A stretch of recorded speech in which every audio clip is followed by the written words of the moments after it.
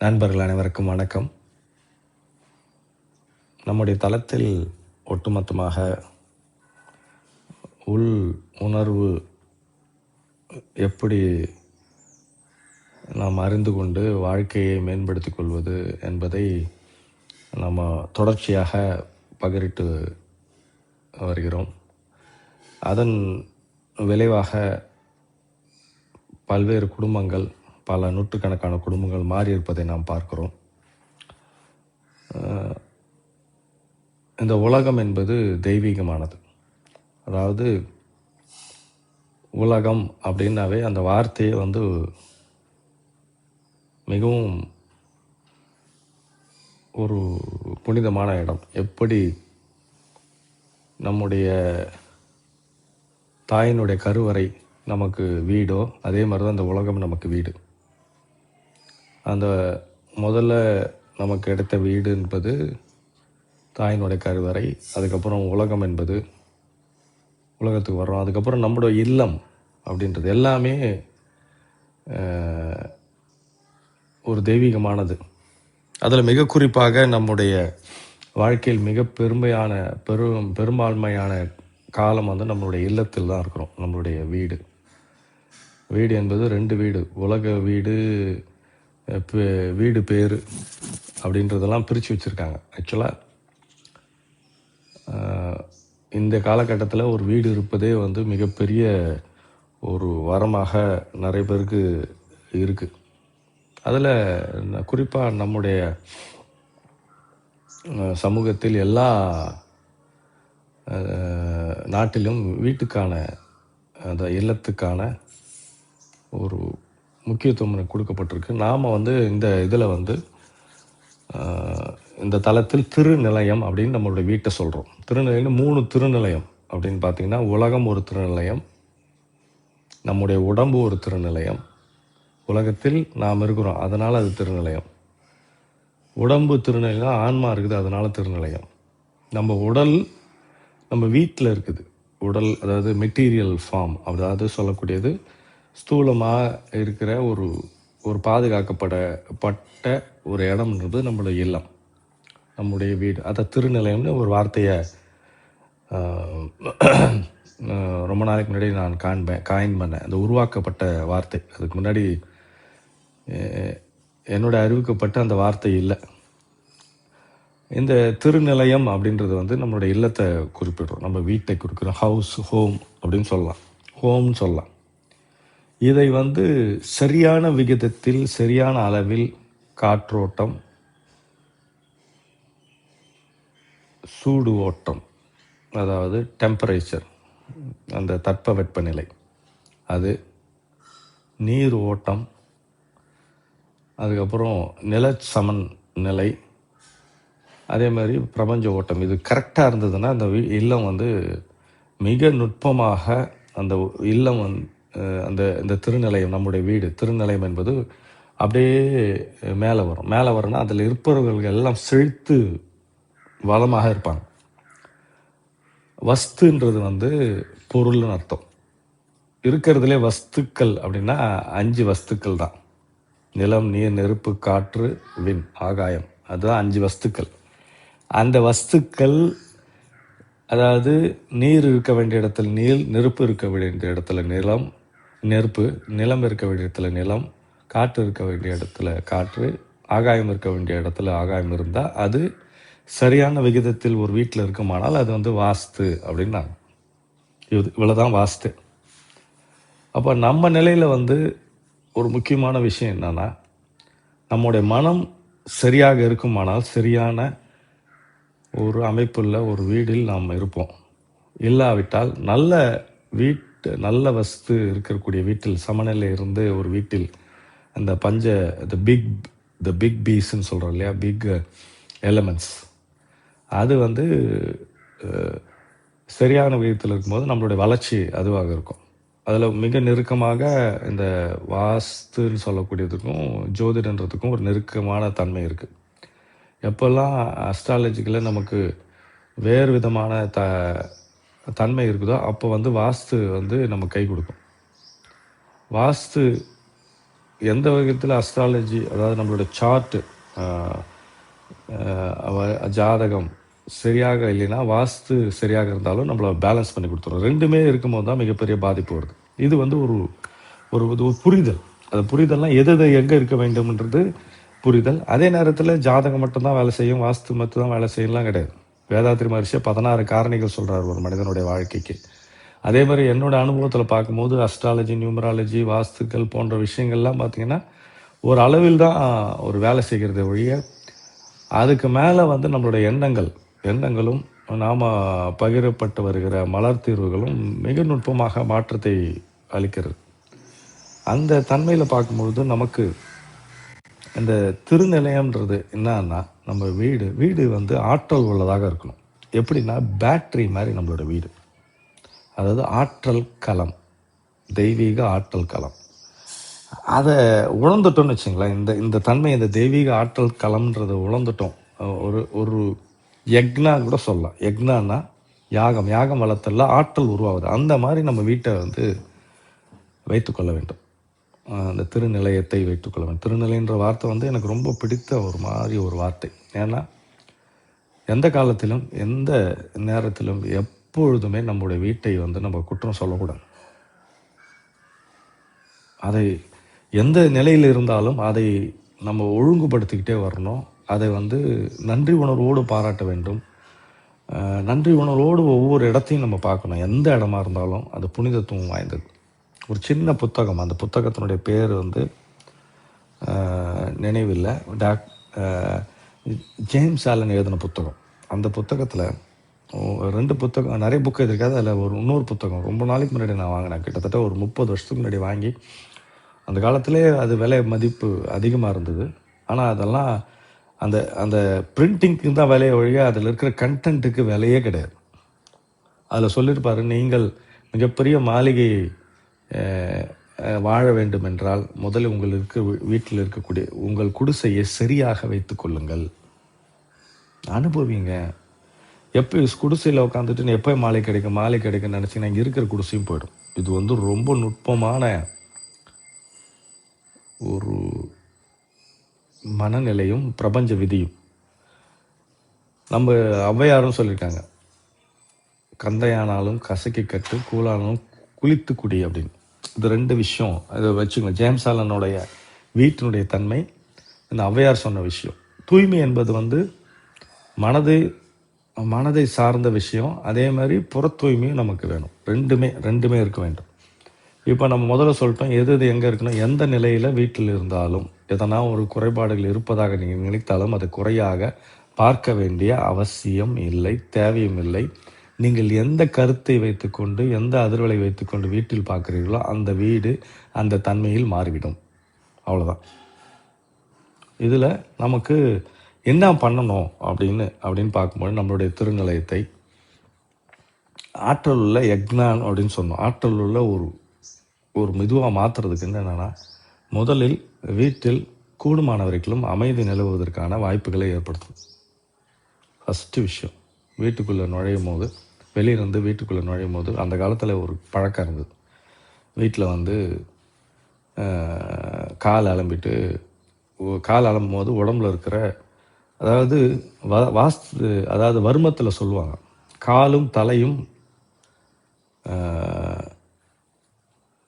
ஆகாய தத்துவத்தை உடையது. ஆக்சுவலாக காலுடைய தன்மை. அப்போது நீங்கள் அதை கிளென்ஸ் பண்ணிட்டீங்கன்னா உடம்புல இருக்கிற தன்மையெல்லாம் மாறிடும். நமக்கு நிறைய பேர் சொல்லுவாங்க, சார் எங்களுக்கு முன்னாடியே இருக்குது சார் வீடு டாய்லெட் தண்ணிலாம் இல்லை சார். நம்ம காரணங்கள் அதிகமாக சொல்லலாம், எவ்வளோ வேணாலும் சொல்லலாம். ஒரே ஒரு சின்ன மாற்றங்கள். நான் ஆட்டமிக் ஹேபிட்ஸ்லாம் புக்கு போட்டிருக்காங்க, அது இன்னும் வாங்கி நான் படிக்கல. சின்ன மாற்றங்கள் தான் மிகப்பெரிய மாற்றங்கள் நமக்கு உருவாக்கும். அதில் ஃபஸ்ட்டு வீட்டுக்குள்ளே வரும்போது, இது வெளியிலேருந்து வீட்டுக்குள்ளே வரும்போது நம்ம பண்ண வேண்டிய விஷயம். 2வது, வீட்டில் இருக்கக்கூடிய பொருட்களை ரொம்ப நாள் உபயோகப்படுத்தின பொருட்களை கூடுமானவர்களும் நமக்கு தேவையில்லைன்னா அதை அப்புறப்படுத்தணும் ஃபஸ்ட்டு. 2வது, அதுக்கு அடுத்த விஷயம் என்னென்னா, மிக குறிப்பாக நம்முடைய ட்ரெஸ்ஸஸ், அதாவது சொல்லுறது உடைகள், உடைகள் முக்கியம், ரொம்ப முக்கியம். கூடுமானவரைக்கும் அதிர்வலைகள் இருக்கிற உடைகளாக வைத்து யூஸ் பண்ணணுன்றாங்க. அதிக அதிக அதிர்வலைகள் இருக்கிற உடைகள்னு பார்த்தீங்கன்னா, நமக்கு என்ன கண்டுபிடிச்சிருக்காங்கன்னா, காட்டன் காட்டன் சொல்கிறாங்க. அதில் அதுக்கு அடுத்து வந்து linen linen shirts, linen dresses, linen ஷாரீஸ்லாம் அதிக அதிர்வலை இருப்பதாக கண்டுபிடிச்சிருக்காங்க. இந்த ட்ரெஸ்ஸை யூஸ் பண்ணுறது நல்லது, ஒரு முக்கியமான விஷயம். அதே மாதிரி கூடுமான வரைக்கும் 10 வருஷம் 20 வருஷம் இருக்கிற ட்ரெஸ்ஸஸ்ஸு, இல்லாட்டி ரொம்ப காலமாக இருக்கிறது, கிஃப்ட் கொடுத்தது, எங்கள் அம்மாவோட நினைவாக வச்சுருக்கேன், எங்கள் தாத்தாவோட நினைவாக வச்சுருக்கேன், எங்கள் பாட்டியோட நினைவாக வச்சுருக்கேன்னா அவங்களோட அதிர்வலைகளாக இருக்கும். கூடுமான வரைக்கும் நம்முடைய அதிர்வலைகள் மட்டும் இருக்கக்கூடிய ட்ரெஸ்ஸஸை நம்ம, அதாவது உடைகளை பயன்படுத்துவது ரொம்ப ரொம்ப ரொம்ப ரொம்ப ரொம்ப முக்கியம். அதே மாதிரி கலந்து போடுவது, மற்றவர்களுடைய உடைகளை கலந்து போடுவது என்பது முற்றிலும் தவிர்க்கப்படணும். எந்த காரணத்துக்கு கொண்டு ஒரு 2 வருஷம் யூஸ் பண்ணிங்கன்னா அதை எடுத்து முற்றிலுமாக மாற்றுங்க. இப்போ என்னால் சார் அவ்வளோ கொடுத்துல வாங்க முடியாதுன்னா, வருஷத்துக்கு 3 ட்ரெஸ் வாங்குறீங்கன்னா அந்த 3 ட்ரெஸ்ஸை மாற்றுங்க. நம்ம வந்து 100 ட்ரெஸ்ஸு வாங்கணும்னு சொல்லலை. நாம் வந்து மாற்றோம்னா எங்கே வேணாலும் எப்போ வேணாலும் மாற்றோம். இப்போ 10 ட்ரெஸ் இருக்குது, 2 வருஷம் யூஸ் பண்ணிட்டேன் சார் இல்லைன்னா, இதை என்னோட நண்பர் சொல்லுவார், சில நேரத்தில் வந்து தயவுதரிச்சு பார்க்காம யோசனை பண்ணாமல் பொருட்கள் எடுத்து வெளியே கொடுத்துருந்தோங்க, தேவையில்லாத பொருட்களை யாருக்கோ பயன்படும் அப்படின்னு. அப்போ அந்த மாதிரி ட்ரெஸ்ஸஸை மாற்றுறது, அதிலும் மிக குறிப்பாக இது வந்து மிக குறிப்பாக உள்ளாடைகள் எக்காரணம் கொண்டும் 6லேருந்து 9 மாதத்துக்கு மேலே ஒரு உள்ளாடைகளை பயன்படுத்தக்கூடாது. ஏனென்றால் நமக்கு மிகவும் ட்ரெஸ், அதாவது உடலை ஒட்டி இருக்கக்கூடியது உள்ளாடைகள். அதில் தான் அதிர்வலைகள் வந்து ரொம்ப அதிகமாக பதிஞ்சிருக்கும். அதே மாதிரி ஆடைகள் நமக்கு ஆற்றலை கொடுக்கும். ஒரு கட்டத்துக்கு அப்புறம் ஆற்றலை கொடுத்து அது ஆற்றல் இழந்துடும். அதனால் திரும்ப வந்து கலர் சேஞ்ச் ஆனாலோ, ரொம்ப அதிகமான அளவில் இந்த ஆட்கள் ஆழ்ந்தாலும் அதை பயன்படுத்தாமல் இருக்கிறது நல்லது. ஒன்று, உள்ளாடைகளை மிக குறிப்பாக நாம் ரொம்ப கண்காணிப்பதில்லை. அதை வந்து ஏதோ உள்ளதானே இருக்குது அப்படின்னு. ஆனால் அதுதான் ஆற்றல் அதிகமாக கொடுக்கக்கூடியது. சில பேரெல்லாம் பார்த்தீங்கன்னா, எனக்கு தெரிஞ்ச சில பேர் உள்ளாடைகள் ஒரு தடவை போட்டாங்கன்னா அதுக்கு அடுத்து யூஸ் பண்ண மாட்டாங்க. சொல்லியிருக்காங்க என்கிட்ட. இல்லைங்க, யாரெல்லாம் அப்படி பயன்படுத்துகிறாங்களோ அவங்களுக்கு மிகப்பெரிய மாற்றங்கள் நிகழ்ந்துருக்குது. ஒரு தடவை போட முடியுமான்றதெல்லாம் நம்ம இப்போ இருக்கிற கண்டிஷனில் தெரியாது, நமக்கு முடியாதும் கூட சில நேரத்தில். அதனால் ஒரு 6 மாதத்துக்கு ஒரு தடவை யூஸ் பண்ணுறதை தூக்கி அப்புறப்படுத்துங்க. இது வந்து உடலுக்கு விஷயங்கள். அதுக்கப்புறம் உடலில் நமக்கு நிறைய விஷயங்கள் தேவைப்படும் அப்படின்னு சொல்லிட்டு சில விஷயங்கள் பரணை மேலே போட்டிருப்போம். பரணை வந்து நம்ம 2 வருஷத்துக்கு ஒரு தடவை தான் பார்ப்போம். குறைஞ்சபட்சம் 2 மாதத்துக்கு ஒரு தடவை அதை திறந்து வச்சு அதுக்குள்ளே இருக்கிற பொருட்களை மாற்றி வைத்து கொள்ளுதல், இல்லாட்டி பரணையை காலியாக வச்சுக்கிறது, தனியாக இருக்கிற அந்த பொருட்களை வந்து எடுத்து அப்புறப்படுத்தி யாருன்னா தேவையானவங்களுக்கு கொடுத்துட்றது. ஏனென்றால் தொடர்ச்சியாக ஒரு இடத்துல ஒரு பொருள் இருக்குன்னா அதுலேருந்து அதிர்வலை உருவாகும். அந்த அதிர்வலை வீட்டில் இருக்கக்கூடிய ஆற்றலை சிதைக்கும். இது பொருட்களை பற்ற விஷயம். உடை, பொருட்கள், கிச்சனில் இருக்கிற பொருட்களும் எங்கள் 40 வருஷமாக பயன்படுத்திருக்கேன்னா ஒன்றும் தப்பு இல்லை. யாருன்னா கொடுக்கலாம், இல்லாட்டி மாற்றி அமைச்சிக்கலாம். விலை உயர்ந்த பொருட்களாக இருந்ததுன்னா அதை வந்து க்ளீன் பண்ணி வைக்கிறது, அதை மூவ் பண்ணி வைக்கிறது. ஒரு மாதத்துக்கு ஒரு தடவைனா எல்லா பொருட்களையும் கிச்சனில் இருக்கிறத மூவ் பண்ணி வைக்கிறது ரொம்ப முக்கியம். ஏன்னா அதிர்வலை மாற்றத்தை உருவாக்கும் நம்ம. அதனால தான் நம்ம வீட்டில் வந்து வாரத்துக்கு ஒரு தடவை எல்லா மதத்துலேயும் வந்து தீப தூப ஆராதனை சவுண்டு க்ரியேட் பண்ணுறதோட ஃபுல்லாக நிறைய இடத்துல சொல்லுவாங்க, நல்லா மியூசிக் போடுறதுல மணி ஆட்டுதல், மணியை இது பண்ணுறது, அதுக்கப்புறம் ஸ்மெல்லு வத்தி ஏற்றுறது, அப்புறம் குறிப்பாக வந்து விளக்கேட்டு அகல் விளக்கு ஒவ்வொரு ரூம்லேயும் வச்சு ஏற்றி ஒரு 1/2 மணி நேரம் இருக்க வைக்கிறது. இது எல்லா மதத்துலையும் இருக்குது. இதை வந்து நம்ம பயன்படுத்துறதில்லை. இதெல்லாம் என்ன விஷயம்னா, நம்ம காலையிலேருந்து சாயந்தரம் வரைக்கும் வேலை போயிட்டு வரோம், வீட்டுக்கு வந்தவனே நமக்கு இந்த வீடு வந்து ஆற்றலை கொடுக்க வேண்டும். டக்குன்னு நமக்கு வந்து பேட்ரி மாதிரி ஆற்றலை கொடுக்கணும். அப்போது வீட்டில் இருக்கிற பொருட்களுக்கு நிறைய இடத்த கொடுத்துட்டோம்னா நம்ம அந்த அதிர்வலை இருக்கும்போது திரும்ப நம்மளுடைய ஆற்றலை வந்து மிகவும் இழுத்து வந்து ஒரு மாதிரி தூக்கமற்ற தன்மை, வீட்டில் இருக்கிற குழப்பங்கள் இதெல்லாத்தையும் வந்து அதிகப்படுத்தும். Energy is prosperity. இந்த உடல், இந்த உலகம், நீங்கள் எவ்வளோக்கு எவ்வளோ எனர்ஜைஸாக இருக்கீங்களோ அவ்வளோக்கு எவ்வளோ உங்களுக்கு நோய் வராது, வறுமை வராது, எந்த விதமான தப்பான ஒரு நிகழ்வுகளும் நடக்காது. இதுதான் மிக மிக முக்கியம். அப்போ வீட்டில் இருக்கிற பொருட்களை விட அடைச்சல் அதாவது ஒவ்வொரு ரூமில் இருக்கிற அடைச்சலை குறைக்கிறது, பொருட்களை வந்து தேவையான பொருட்களை வைத்துக்கொண்டு தேவையில்லாத பொருட்களை விலக்கி வைத்தல், உடைகளை சரியாக பார்த்தல். வீடு வந்து நல்லா ஞாபகம் வச்சுக்கணும், இட் இஸ் எ டிரான்ஸ்ஃபார்மர். உங்களுக்கு ஆற்றலை அதிகமாக கொடுக்கக்கூடியது. வீட்டை எந்த காலத்தை கொண்டும் இது இது வந்து எப்படி பதிவு பண்ணணும்னா, எனக்கு இந்த இதுலேருந்து மிகப்பெரிய ஆற்றல் கிடைக்குது, இதுலேருந்து நான் உலகம் முழுவதும் நான் மாற்றத்தை உருவாக்குறேன்ற தன்மையில் உருவாக்கணும். நம்ம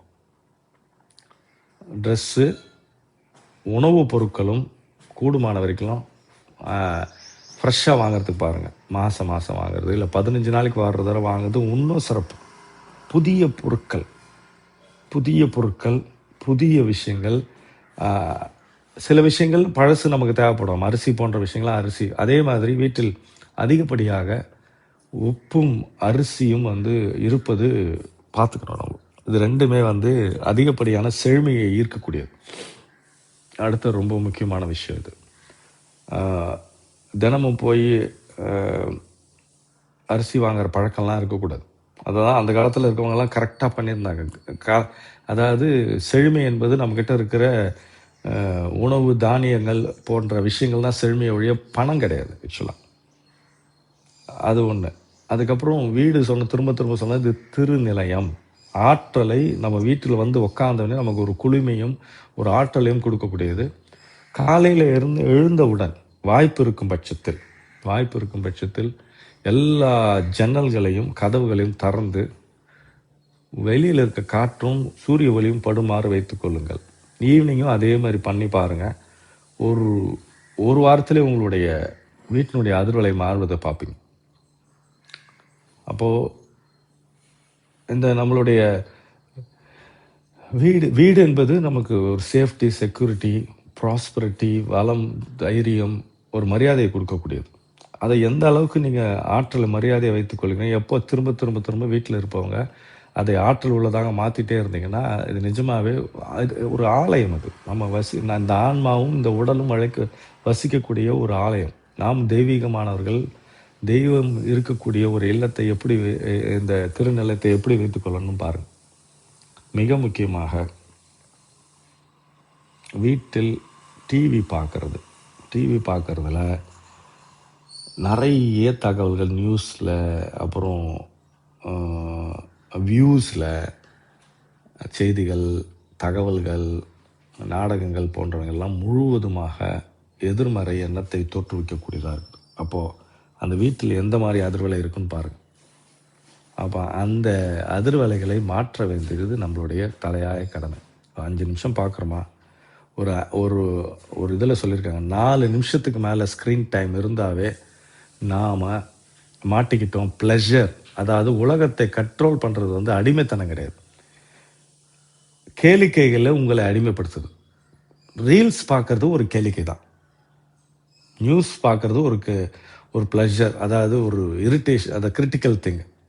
எப்போ வந்து உங்களுடைய ஸ்க்ரீன் டைம் சொல்லக்கூடிய நியூஸை அதாவது டிவி பார்க்குறதும் செல்ஃபோன் பார்க்குறதும் குறையுதோ, ஒரு நாளைக்கு 10 நிமிஷத்துக்கு மேலே 15 நிமிஷத்துக்கு மேலே இல்லையோ, அப்போ உங்களுடைய வளர்ச்சி யாராலையும் தடுக்க முடியாதா. திரும்ப சொல்லிட்டேன், ஆற்றல் தான் செழுமை. ஆற்றல், த ஹோல் யூனிவர்ஸ், இந்த பிரபஞ்சம் என்பது ஆற்றல், அதிர்வெண் இதனால் ஆக்கப்பட்டது. உங்கள் வீட்டில் இருக்கக்கூடிய ஆற்றலை எந்த விதத்திலையும் சிதைக்காமல் ஒவ்வொரு நாளும் செழுமைப்படுத்திக்கிட்டே வந்தீங்கன்னா உங்களுடைய வளர்ச்சி அதிகமாகும். அதனால் உணவு பழக்கத்தில் பொருட்கள், வீட்டிலோட பாத்திரங்களை சரியான அளவில் கழுவி வைக்கிறது. இரவு தூங்கும் போது எல்லா பாத்திரங்களிலும் கூடுமான வரைக்கும் நீரை விட்டு செல்வது, அதாவது தண்ணி போட்டு விட்டுட்டு போகணும். காய்ந்த பாத்திரங்கள் இருக்கக்கூடாது. இதெல்லாம் ஒரு அதிர்வலைகளை ஏற்படுத்திகிட்டே இருக்கும். அப்போது இந்த மாதிரி விஷயங்கள்லாம் நீங்கள் பயன்படுத்துனீங்கன்னா வீட்டிலிருந்து தான் தூங்க வேண்டும் உங்களுடைய செழுமை. வெளியிலேருந்து எவ்வளோ பொருட்கள் எடுத்துகிட்டு வந்து எவ்வளோ சம்பாதிச்சு எடுத்துகிட்டு வந்தாலும் வீட்டில் இருக்கிற அதிர்வலை அதை அதிகப்படுத்தணும், மேன்மைப்படுத்தணும், செழுமைப்படுத்தணும், இன்னும் வந்து எக்ஸ்ட்ராவாக, அதாவது அபண்டண்ட்டாக மாற்றணும். அதுக்கு இங்கே இருக்கிற பேட்ரி வந்து, இங்கே இருக்கிற ஆற்றல் வந்து ஜீரோ வந்துச்சுன்னா என்ன பண்ணுவீங்க?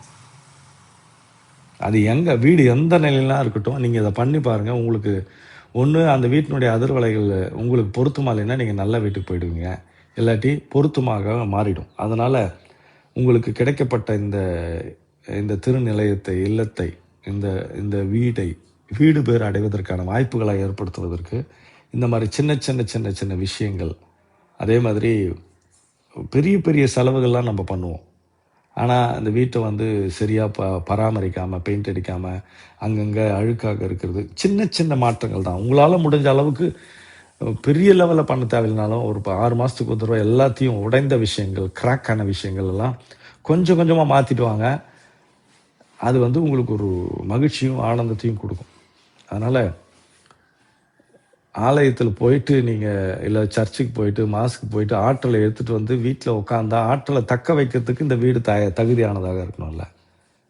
உங்களுக்கு வாழ்வையும் வளத்தையும் செழுமையும் பாதுகாப்பையும் கொடுக்கக்கூடிய இந்த திருநிலையத்தை, உங்களுடைய தெய்வீக நிலையத்தை, வீடு பேறு தரக்கூடிய இந்த திருநிலையத்தை போற்றி பாதுகாக்க வேண்டும். அதை வந்து இங்கேருந்து தான் நம்ம ஸ்டார்ட் பண்ணுவோம். அதே மாதிரி மிக முக்கியமாக பொருட்கள் தெரியும்படியாக, இதுவும் முக்கியமான தகவல், தெரியும்படியாக வைக்காதீங்க.